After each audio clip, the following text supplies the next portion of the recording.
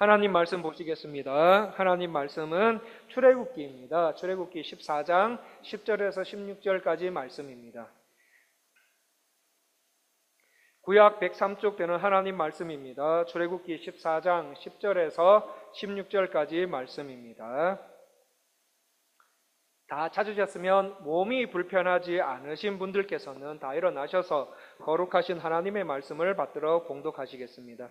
우리 교독하시고 마지막 16절은 합독하시겠습니다. 10절입니다. 바로가 가까이 올 때에 이스라엘 자손이 눈을 들어본즉 애굽 사람들이 자기들 뒤에 이른지라 이스라엘 자손이 심히 두려워하여 여호와께 부르짖고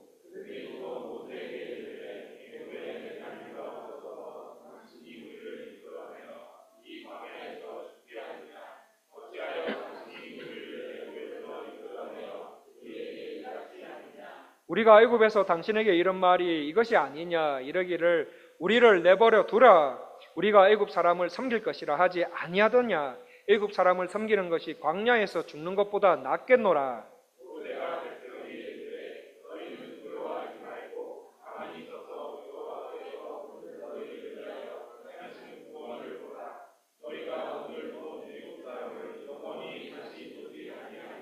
여호와께서 너희를 위하여 싸우시리니 너희는 가만히 있을지니라.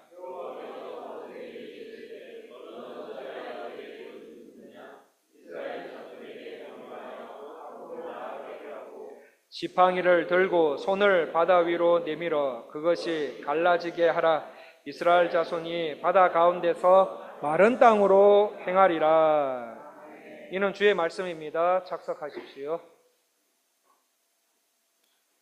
사자성어 중에 사면초가라는 말이 있습니다. 사면초가가 무엇입니까? 무슨 뜻입니까? 아무에게도 도움이나 지지받을 수 없는 이 고립된 상태에 처하게 된 것을 이르는 말입니다. 이 사기의 항우 본가를 보면 초나라와 한나라의 싸움에서 초패왕 항우가 한 고조의 군에 패하여서 사면이 포위되었을 때 한나라 군사 쪽에서 들려오는 초나라의 노래를 듣고 초나라 군사가 이거 항복했구나. 이미 항복한 줄 알고 너무 놀라서 애첩 우미인과 함께 자결했다는 고사에서 유래된 말입니다. 이 사면초가와 비슷한 사자성어 중에 진퇴양난이라는 말이 있습니다. 진퇴양난, 나아갈 진자에 물러날 태, 두 양, 그리고 어려운 란자를 써서 앞으로도 나아갈 수 없고 뒤로도 물러설 수 없는 아주 막막하고 답답하고 곤란하고 어려운 상황을 가리켜서 진퇴양난이라고 합니다. 실제로 한국 우리나라의 유명한 회사 입사 시험에 진퇴양난이라는 시험이 나왔어요. 이 진퇴양난을 영어로 표현해 보라는 문제가 출제되었습니다. 그래서 시험 보러 온 사람들 중에 19은 각자 자신이 배운 영어로 장황하게 설명을 했습니다. 그런데 그 중에 한 사람은 딱 한 단어로 간단하게 정답을 맞췄다고 합니다. 자, 성도님들께서 이제 회사 시험 보러 가셨는데 이 문제가 나왔어요. 자, 답을 어떻게 하시겠습니까? 뭐라고 대답하시겠습니까? 정답이 무엇이겠습니까? 딜레마였습니다. 저도 이 딜레마라는 말을 가끔 들어봤지만 의미를 정확하게 몰라서 인터넷 사전을 찾아보니까 이렇습니다. 딜레마란 선택해야 할 길은 두 가지 중에 하나로 정해져 있는데 그 어느 쪽을 선택해도 바람직하지 못한 결과가 나오는 아주 초조하고 답답한 상황을 딜레마라고 정의하고 있었습니다. 자, 그렇다면 멕시코에는 이런 말이 없었을까요? 사면초가, 진퇴양난, 딜레마와 비슷한 멕시코 스페인어가 있을까 해서 우리 교회 스페인어 잘하시는 분에게 여쭤보니 주보 설교의 제목에 나와 있는 이 말을 해주셨습니다. 이 멕시코의 스페인어로 이렇다 하더라고요. Entre la espada y la pared. 이렇게 칼과 벽 사이 이런 저도 잘 모르겠습니다만은 사면초가에 대한 속담을 가르쳐다 여기에 맞는 속담이나 사자성어를 가르쳐달라고 말하니까 이 말을 해주셨습니다. 이 미국 도널드 트럼프가 관세를 25%나 올린다고 했죠. 올리고 그 다음에 이민 정책을 강화한다고 하니까 멕시코 입장에서는 멕시코 대통령이 이제 오를 관세와 이민자에 대한 문제, 그 어느 것을 먼저 해결해야 될지 모르는 아주 갑갑하고 답답한 상황. 성도님들, 이처럼 성도님들의 인생 여정 속에서 어떤 일로 인해서 앞으로도 갈 수 없고 뒤로도 물러날 수 없는 상황에 심히 답답하고 초조해 보신 경험 있으십니까? 아무에게도 도움이나 지지를 받을 수 없는 고립된 상태 경험하고 계십니까? 어느 날 내게 찾아온 그 일에 대해서 내가 선택해야 할 것은 두 가지 중에 하나인데 그 어느 쪽을 선택해도 바람직하지 못한 결과가 나오게 되는 심히 곤란한 상황에 처해 본 경험해 보셨습니까? 아니면 지금도 하고 계십니까? 저는 살아오면서 몇 번 있었습니다. 그래서 이런 일들을 경험하면 사실 말이 쉽지 참 힘듭니다. 참 답답합니다. 어디서부터 해결해야 될지 잘 모릅니다. 오늘 말씀에 나오는 이 이스라엘 백성들도 아마 똑같은 상황이 아닐까 생각합니다. 출애굽기 5장부터 13장까지 하나님의 말씀에 순종하지 않는 그 바로의 완악한 마음 때문에 많은 힘든 일을 겪어야 했던 이스라엘 백성들, 결국 바로는 하나님의 말씀의 건의 아래 복종하게 되고 이스라엘 백성들을 놓아주게 됩니다. 드디어 이스라엘 백성들 애굽에 빠져나와 약속의 땅으로 가기 위해서 광야로 나오게 됩니다. 광야로 나와서 한 발짝 가다가 이제 숲곳을 거쳐 에담이라는 곳에 장막을 칠 때 며칠 전까지만 하더라도 하나님과 하나님의 말씀, 하나님의 능력 아래 굴복해 출애굽을 허락한 바로의 마음이 다시 완악해지게 됩니다. 마음이 완악해진 바로는 군대를 보내 이스라엘 노예들을 다시 잡아들이라는 명령을 하게 됩니다. 이에 애굽은 병거 600대와 보병 3만 명입니다. 병거 600대와 보병 3만 명의 최정예 부대를 보내서 전속력으로 이스라엘을 추격합니다. 반면에 이스라엘은 이 사실을 모른 채 에담을 통과해 비하이롯 곁 해변에 와서 이제 좀 쉬려고 장막을 치고 있는데 뭔가 이상한 느낌이 듭니다. 이스라엘 사람들 뒤통수에서 오는 뭐가 뭔지 모르는 그 엄습함, 그 쎄한 느낌이 듭니다.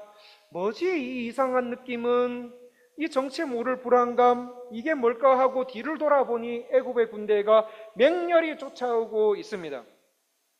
뒤에는 애굽 군대가 바짝 따라온 상태라 뒤에도 못 가고 양쪽 옆과 앞에는 홍해 바다가 놓여 있어서 앞으로도 뒤로도 못 가고 옆으로도 갈 수 없는 절대절명의 위기를 맞게 됩니다.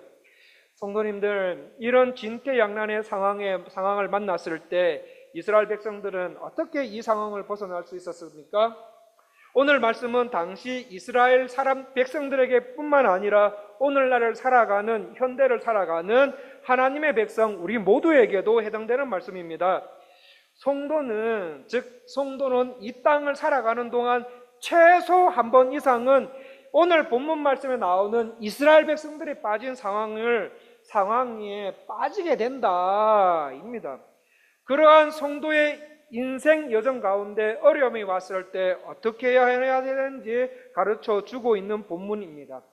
우리의 인생에 예고 없이 찾아온 그 진퇴양난의 위기, 어려움, 이 땅에서 인생을 살아가다가 진퇴양난의 상황을 만났을 때, 어려움을 만났을 때 우리 하나님께서는 여러분과 저에게 하라고 하신 일이 있습니다. 얘들아, 이 진퇴양난의 상황을 너희들이 만났을 경우에, 이 땅을 살아가면서 만났을 경우에 이 세 가지 일은 꼭 해라 하면서 주신 말씀이 오늘 본문 말씀입니다. 자, 그것이 무엇인지 세 가지로 한번 말씀을 나누셨으면 좋겠습니다. 자, 진퇴양난의 상황, 어려움의 상황이 왔을 때 우리 하나님 아버지께서는 우리에게 어떻게 하라고 말씀하십니까? 첫 번째, 두려워하지 말고 기도를 시작하라고 말씀하십니다. 우리 10절 말씀을 다 같이 한번 읽어보겠습니다. 출애굽기 14장 10절 말씀 다 같이 읽기를 시작하겠습니다. 바로가 가까이 올 때에 이스라엘 자손이 눈을 들어 본즉 애굽 사람들이 자기들 뒤에 이른지라 이스라엘 자손이 심히 두려워하여 여호와께 부르짖고. 뒤에는 애굽의 최고 정예 부대입니다. 왕을 호위하는 부대라고 주석책은 그렇게 나와 있어요. 애굽의 최고 정예 부대가 이미 가까이 와 있습니다. 턱 밑까지 와 있습니다. 그리고 양옆쪽과 앞에는 바다가 놓여 있습니다. 이제 이스라엘은 뒤에 따라오고 있는 애굽의 정예 부대와 싸워도 무기 하나 없는 이스라엘이 어떻게 이길 수 있겠습니까? 절대로 이길 수 없습니다. 대들다가는 다 죽습니다. 그래서 뒤에도 못 갑니다. 자, 그렇다면 앞으로 가면 어떻게 됩니까? 앞에는 홍해가 있습니다. 자, 앞으로 가면은 바다에 빠져 죽습니다. 앞으로도 가도 죽습니다. 뒤로 가도 죽습니다. 이스라엘은 그 어떤 것을 선택해도 그들의 목숨을 구할 수 있는 바람직한 결론이 나오지 않게 되는 그 절박한 상황에 놓여 있습니다. 어떤 것을 선택해도 절대 위기에서 못 벗어날 상황이라 어찌할 바 몰라 하는 이스라엘 백성들을 어떻게 하고 있습니까? 심히 두려워하고 있습니다. 자, 그런데 이스라엘 백성들이 심히 두려워만 하고 있습니까? 아닙니다. 내 몸과 마음은 두려움에 휩싸여 있는 상태입니다. 그럼에도 불구하고 지금 뭐 하고 있습니까? 여호와께 부르짖고 있다는 거예요. 이스라엘이 진퇴양난의 상황 속에 빠져 있을 때 모세가 그들에게 전한 메시지가 무엇입니까? 13절 말씀을 보시면 너희는 두려워하지 말라고 하십니다. 왜 모세는 두려워하지 말라고 합니까? 11절, 12절 말씀 다 같이 한번 읽어보겠습니다. 출애굽기 14장 11절과 12절 말씀 다 같이 읽기를 시작하겠습니다. 그들이 또 모세에게 이르되 애굽에 매장지가 없어서 당신이 우리를 이끌어내어 이 광야에서 죽게 하느냐? 어찌하여 당신이 우리를 애굽에서 이끌어내어 우리에게 이같이 하느냐? 우리가 애굽에서 당신에게 이런 말이 이것이 아니냐? 이르기를 우리를 내버려 두라. 우리가 애굽 사람을 섬길 것이라 하지 아니하더냐? 애굽 사람을 섬기는 것이 광야에서 낫겠노라. 모세, 애굽에 무덤이 없어가지고 매장지가 없어가지고 우리를 여기까지 이끌어냈냐?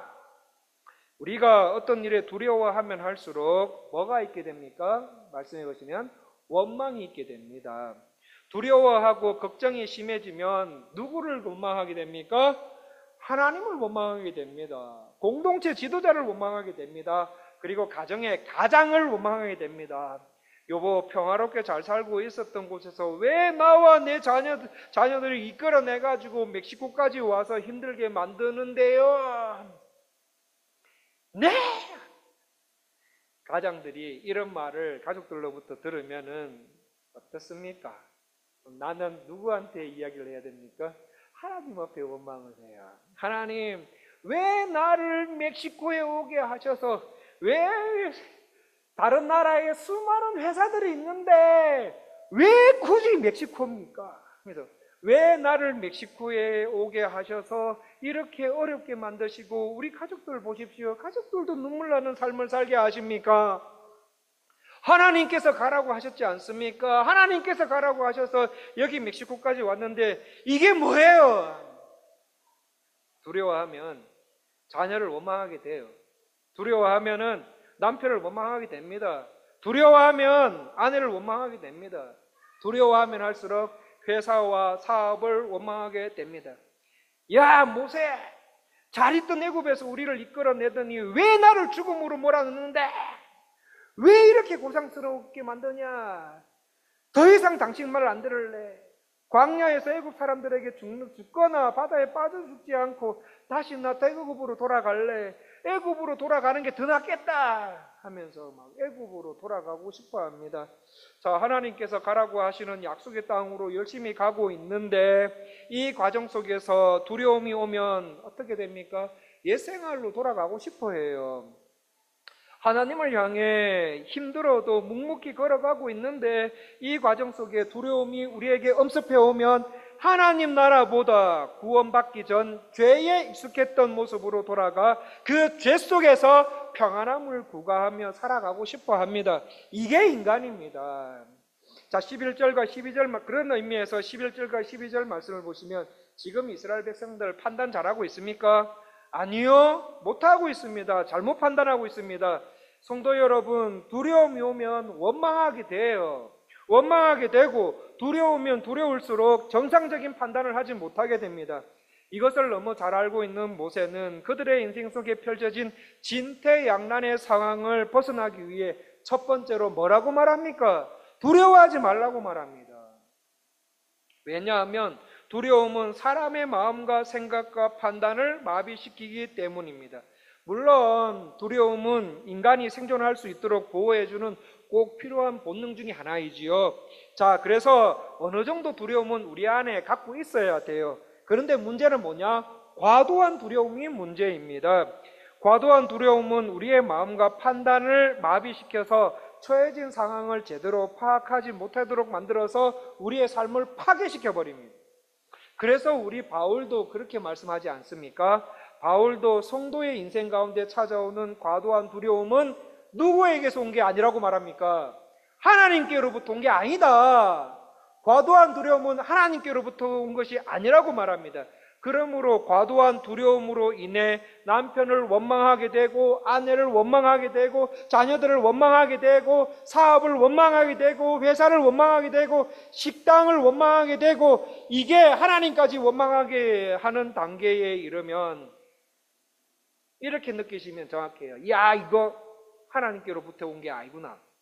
하나님께로부터 온 게 아니라 마귀 새끼로부터 온 거구나 라는 것을 아시고 그 두려움을 가지고 어떻게 해요? 즉각 하나님께로 나오셔야 됩니다. 하나님, 저 지금 무슨 일 때문에 너무 두렵습니다. 두려움 대신에 하나님의 능력을 주십시오. 하나님을 사랑하는 마음을 주십시오. 하나님 앞에 근신하는 마음을 주십시오. 두려움을 몰고 우리 가정에 몰고 온 이 마귀, 사탄, 귀신을 물러가게 해달라고 기도하셔야 됩니다. 말씀을 보시면 이스라엘 백성들 그들이 처한 진퇴양난의 상황으로 큰 두려움이 있을 때 그들에게 찾아온 극한의 두려움을 가지고 하나님 앞에 나아가 내가 처한 상황을 해결해 달라고 간절히 부르짖으면서 기도하기 시작합니다. 성도님들, 게레따로를 사시면서 두려움이 나에게 오고 남편에게, 아내에게, 자녀들에게, 사업과 회사와 식당, 가게에게 엄습해 올 때 지금부터 말씀드리는 구절을 꼭 기억하셨다가 하나님 앞에 나아가셨으면 좋겠습니다.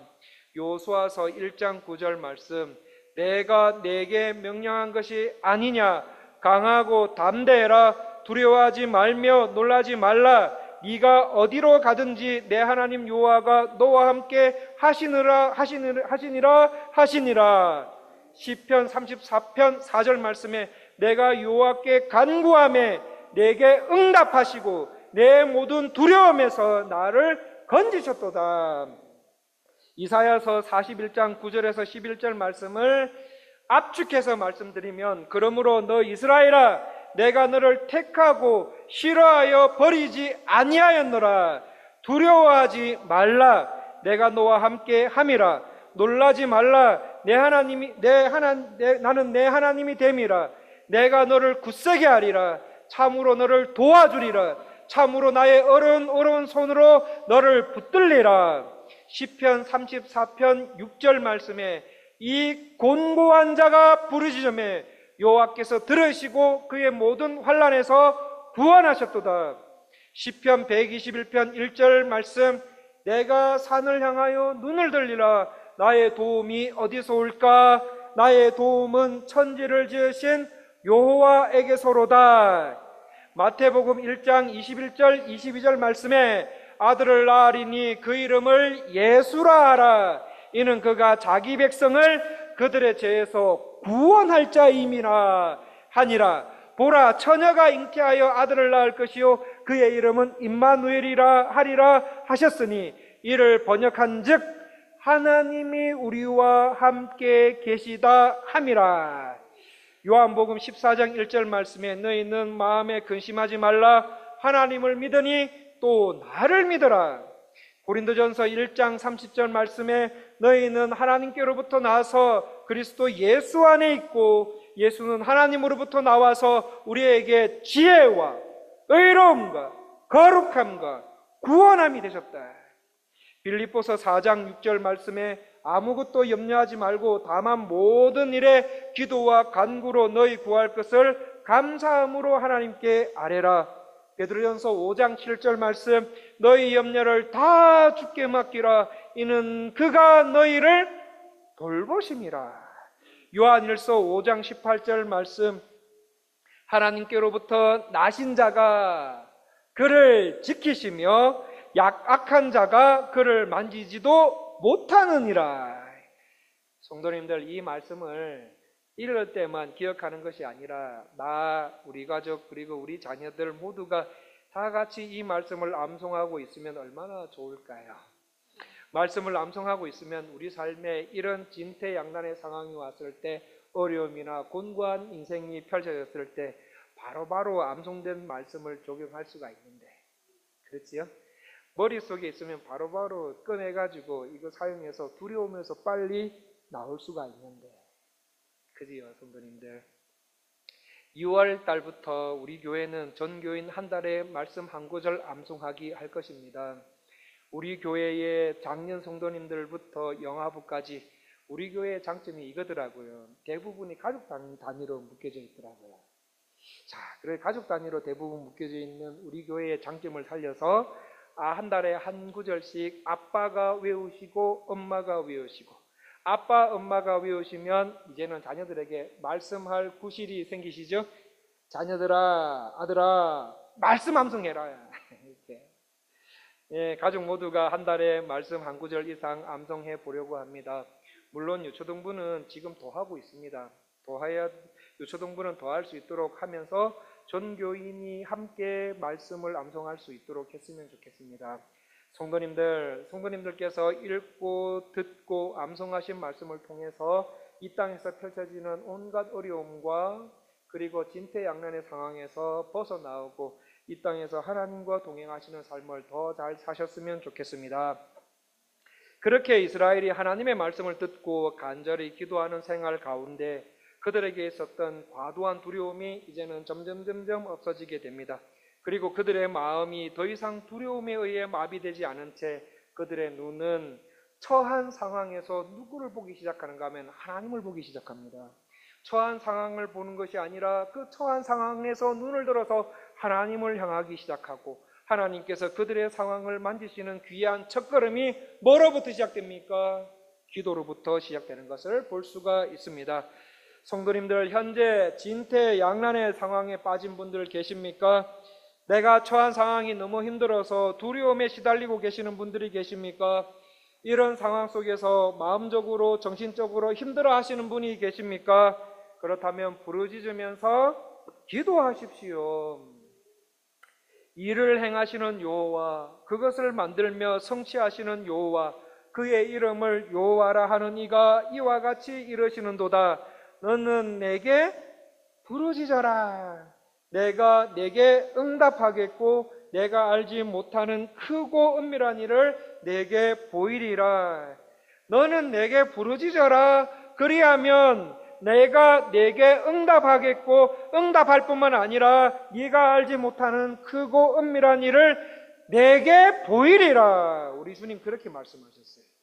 귀신 들린 딸을 고치기 위해서 주인의 밥상 아래 던져진 그 부스러기라도 먹기를 원하는 간절한 마음으로 예수님을 붙들어서 딸의 나음을 입었던 수로보니게 여인처럼 큰 소리로 기도하시든, 아니면 한나처럼 너무 고통스러워서, 그 현실이 너무 고통스러워서 신음소리밖에 안 나오는 그 작은 목소리로 기도하시든 간절히 기도하라는 말입니다.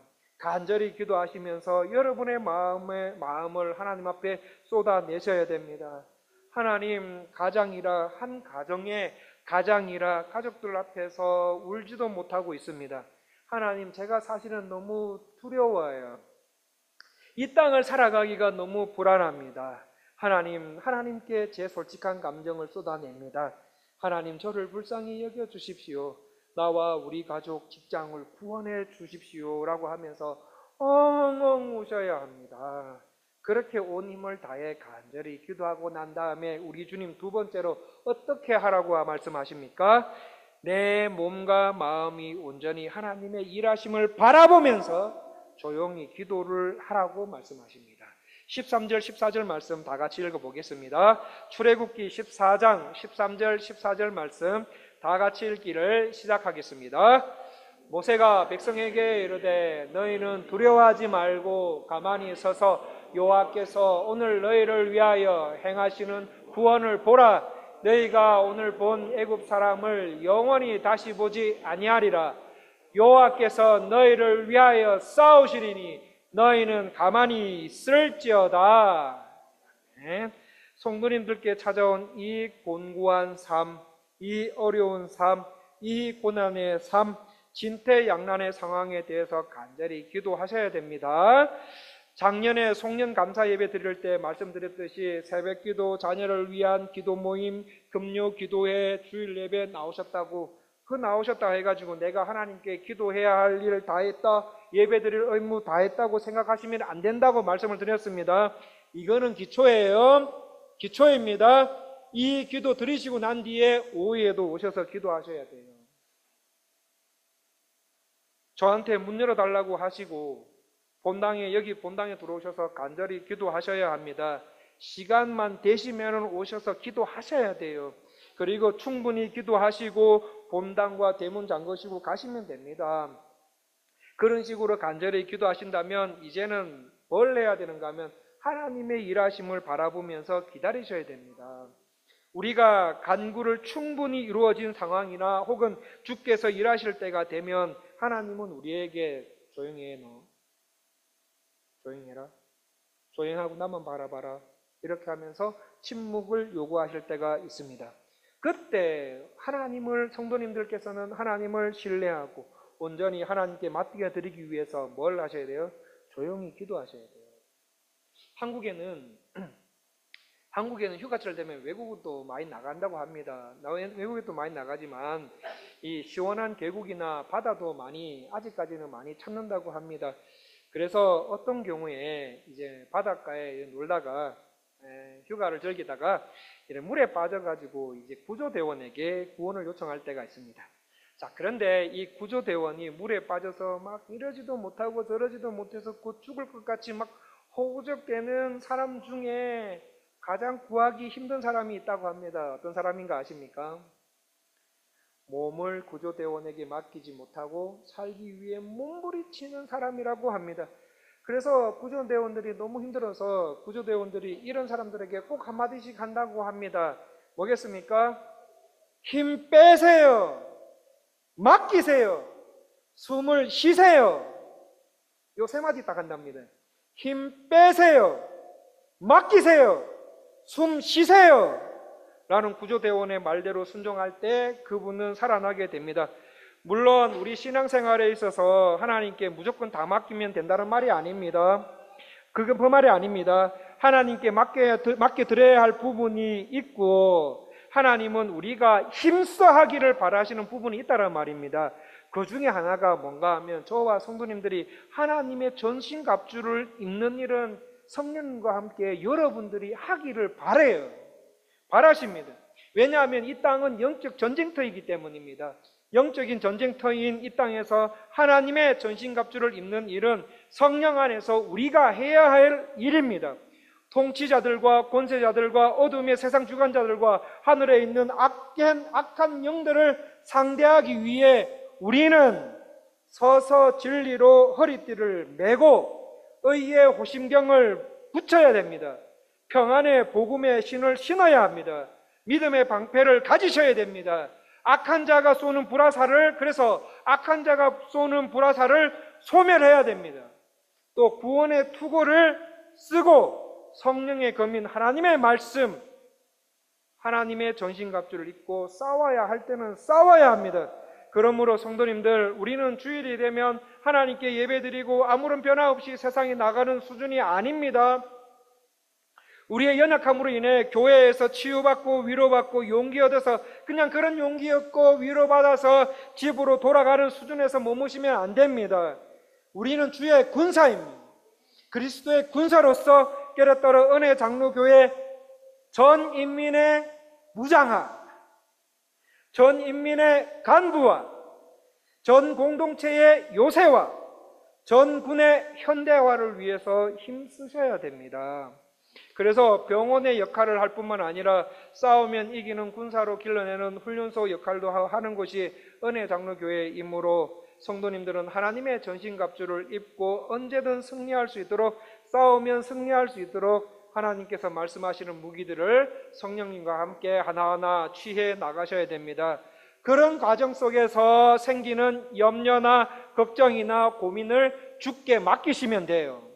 마찬가지로 다시 본문으로 돌아와서 그리스도를 믿는 생활 가운데 내가 처한 어려운 상황을 가지고 하나님 앞에 간절하게 기도하셨다면 이제는 내 몸과 마음이 온전히 하나님을 신뢰할 수 있도록 성도님들의 염려를 주께 맡긴 채 하나님을 바라보시면서 조용히 기도하시는 거예요. 어떻게든 내가 처한 상황을 해결하기 위해서 막 몸부림치면서 담배 태우고 술 찾는 것이 아니라 조용히 하나님께서 나를 위해 일하실 것을 기대하면서 내가 속한 신앙적인 영역과 삶의 모든 영역과 주변 요소들을 하나님께서 원하신다면 내가 다 들어야지. 하나님께서 원하신다면 내가 마음껏 하나님께서 사용하실 수 있도록 하나님 쪽으로 다 열어놓는 겁니다. 성도님들, 지금 이스라엘이 처한 상황이 나에게도 있다면 부르짖으십시오. 그리고 하나님께서 나를 위해 일하실 것을 기대하시면서 내 마음을 하나님을 향해 다 열어놓은 채 조용히 기도하십시오. 그러면서 가만히 하나님만 바라보십시오. 마지막 세 번째로, 하나님은 우리의 인생의 그 공고한 순간, 어려운 고난, 진퇴양난의 상황이 오면 어떻게 하라고 말씀하십니까? 하나님을 믿어라. 하나님과 하나님의 말씀을 읽고 믿어 순종하면서 하루하루를 살아가셔야 됩니다. 진짜인지 15절 말씀 다 같이 한번 읽어볼까요? 자, 출애굽기 14장 15절 말씀 다 같이 읽기를 시작하겠습니다. 여호와께서 모세에게 이르시되 너는 어찌하여 내게 부르짖느냐? 이스라엘 자손에게 명령하여 앞으로 나아가게 하고. 뒤에는 애굽의 군대가 쫓아오고 있고 앞에는 바다입니다. 말 그대로 진퇴양난의 상황입니다. 그런데 하나님은 뭐라고 말씀하십니까? 바다 쪽으로 나아가래. 하나님의 말씀은 바다 쪽으로 나아가라 라고 말씀하십니다. 성도님들, 아직 바다가 갈라지기 전입니다. 바다가 갈라지지도 않았어요. 갈라지지도 않았는데 앞으로 나아가라는 하나님의 말씀에 이스라엘 백성들 어떻게 합니까? 진짜 하나님의 말씀에 순종하면서 한 발짝 한 발짝 나아갑니다. 어떻게 이스라엘 백성들은 하나님의 말씀에 순종하면서 이렇게 한 발짝 한 발짝 나아갈 수 있었습니까? 히브리서 11장 29절 말씀, 믿음으로 그렇게 나와있어요. 믿음으로 그들은 홍해를 육지같이 건넜으나. 믿음이었어요. 성도님들, 나를 믿어라.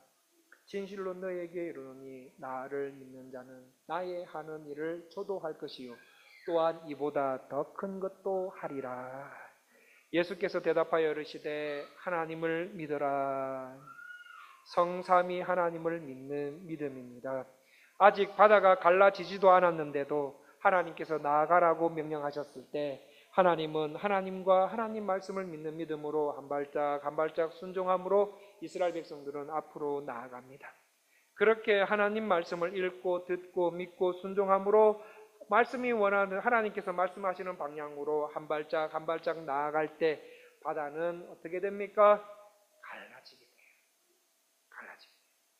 방금까지 바닷물이 깊게 있던 곳이라 칠퍽칠퍽한 곳입니다. 그런데 성도님들, 그 길을 어떻게 이스라엘 백성들로 하여금 가게 만드십니까? 16절 말씀 다 같이 읽어보겠습니다. 출애굽기 14장 16절 말씀 다 같이 읽기를 시작하겠습니다. 지팡이를 들고 손을 바다 위로 내밀어 그것이 갈라지게 하라. 이스라엘 자손이 바다 가운데서 마른 땅으로 행하리라. 하나님과 하나님의 말씀을 믿고 한 발짝 한 발짝 하나님께서 말씀하시는 그 방향으로 순종함으로 나아갈 때 하나님 아버지 우리에게 어떻게 하십니까? 칠퍽칠퍽한 그 땅을 마른 땅으로 걷게 하세요.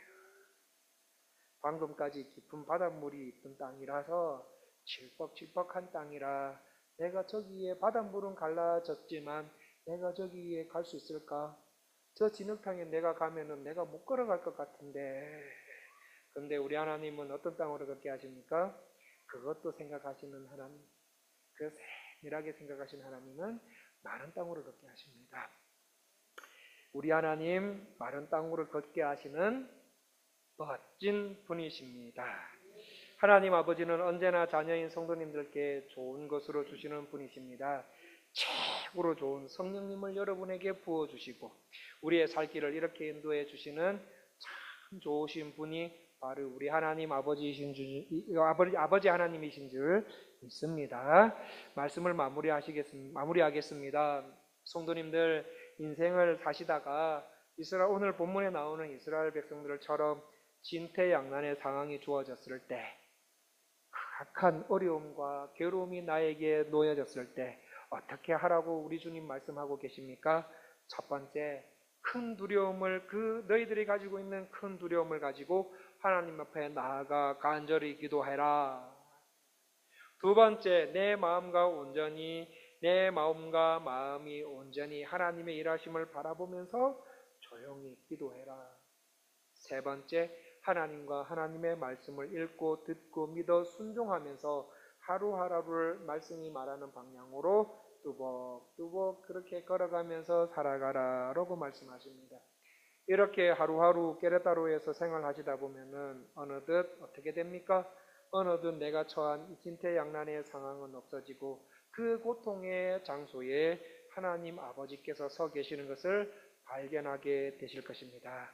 성도님들, 교회에서만 말씀 듣고 기도하실 뿐만 아니라 집에서도, 일터에서도, 회사에서도 기도실 만드셔야 됩니다.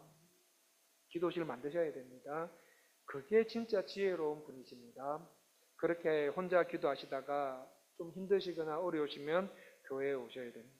그래서 우리의 인생이 즐거울 때뿐만 아니라 진퇴양난의 상황이 올 때 세상보다 크신 모든 문제의 해결자이신 전지전능하신 하나님께 간절히 부르짖고 조용히 하나님의 일하심을 기대하며 시선을 하나님께 가만히 집중하시는 기도, 하나님께서 날 구원하실 거라는 믿음으로 하루하루를 말씀 순종하는 생활로 살아보시겠습니까? 오늘 본문 성도님들 너무 잘 아시는 내용입니다. 주일학교 때부터 많이 들어오셨어요. 많이 들어오셨습니다. 그래서 제가 이 본문을 통해서 설교할까 말까 참 많이 망설였습니다. 그렇게 망설이는 가운데 생각 속에, 흥진아, 너도 인생 가운데 진퇴양난의 순간이 올 때 오늘 말씀 기억 못하고 많이 흔들리더라. 이것이 생각이 나더라고요. 이 생각에 왜 나는 평소에는 알고 있는 말씀인데, 주일학교 때부터 많이 들어온 말씀인데 왜 위기 때마다 왜 이 말씀이 떠오르지 않지? 그때마다 왜 하나님이 기뻐하시지 않는 방법으로 해결하려고 했을까? 저 같은 분이 한 분도 없기를 바라는 마음으로 말씀 준비했습니다. 그리고 우리 가운데 진퇴양난에 빠진 채 이러지도 못하고 저러지도 못하는 상황 속에서 인생을 살아가시는 분이 계시지 않을까라는 생각이 들었습니다. 그분들을 보면은 지금은 하나님께 간절히 기도하셔야 할 때인데 바쁜 세상살이로 인해서 이 부분이 등한시되고 있는 것은 아닌가. 이때 울어야 되는데. 저희 집 둘째 아이가 한창 그네 타기를 좋아할 그 나이 때 그네를 타다가 너무 그네에서 떨어졌어요. 떨어져가지고 머리를 땅에 쾅 박은 적이 있습니다. 그리고는 제가 그것을 보고는 어이구 내 새끼 하면서 아이를 끌어안고 가장 먼저 보는 것 중에 하나가 뭡니까? 애가 우는지 안 우는지부터 봅니다. 머리를 박고 아프면은 어떻게 해야 돼요? 울어야 돼요. 근데 진짜 문제는 뭡니까? 그렇게 쿵 머리에 박았는데도, 땅에 부딪혔는데도 울지 않으면 생각하기도 싫은 일이 벌어질 수도 있습니다. 성도님들, 만약 세상을 사시면서 어떤 일로 인해서 쿵 하고 부딪혔는데 울지 않는 분이 계시다면, 그리고 오늘 말씀이 성령님께서 그게 바로 너라고 말씀하신다면 성도님들 이 말씀을 실천하십시오. 그래서 생활 속에서 겪게 되는 진퇴양난의 상황뿐만 아니라 신앙적인 진퇴양난의 상황을 잘 극복하셔서 그 자리에 하나님을 보게 되는 그런 은혜가 있기를 간절히 바랍니다. 하나님을 바라보게 하시고 하나님을 보고 기적을 체험하고 전능자 하나님을 찬양하는 성도님들이 다 되셨으면 좋겠습니다. 성도님들, 하나님은 살아계세요. 하나님은 살아계십니다. 언제 어디서 뭐가 튀어나올지 모르는 이 광야 같고 나그네 같은 이 세상살이에 성도로서 어려운 일, 곤란한 일, 곤고한 일, 진퇴양난의 일을 당할 때 오늘 말씀을 믿고 순종하셔서 예수 그리스도의 십자가를 더 알아갖고 한 걸음 한 걸음 하나님 나라를 향해 믿음으로 내디드시는 저와 성도님들의 삶 다 되시기를 간절히 원합니다. 기도하겠습니다. 하나님 아버지, 하나님께서는 성도가 세상에서 하나님 말씀에 순종하며 살 때에 딜레마와 같은 상황에 처할 때도 있다고 분명하게 말씀하셨습니다. 그런데 이게 한번 오고 다시는 안 오는 것이 아니라 줄지어져 있다고. 이거 가면 또 하나 오고 저거 가면 또 하나 오고. 우리에게 신앙생활함에 있어서 따라오는 앞도 뒤도 갈 수 없는 절박한 상황이 왔을 때 세상 사람들처럼 그 어려움에서 벗어나기 위해 술 먹고 담배 태우고 사람 속이고 거짓말하고 자기가 해결하려고 몸부림치는 것이 아니라 우리 믿음의 대상이신 하나님 앞에 이스라엘 백성들이 했던 세 가지 행동을 우리도 할 수 있도록 도와주시옵소서. 그리하여 이 삶 속에서 하나님께서 열어놓으신 기적을 맛보며 하나님을 경험하는 삶을 한 걸음 한 걸음 살아 십자가, 예수 그리스도께서 지고 가신 십자가의 길로 갈 수 있도록 우리를 보호하여 주시옵소서. 그렇게 하실 주님을 찬양하오며 존귀하신 예수님 이름으로 기도드립니다. 네. 아무것도 두려워 말라. 하나님께 전전하시겠습니다.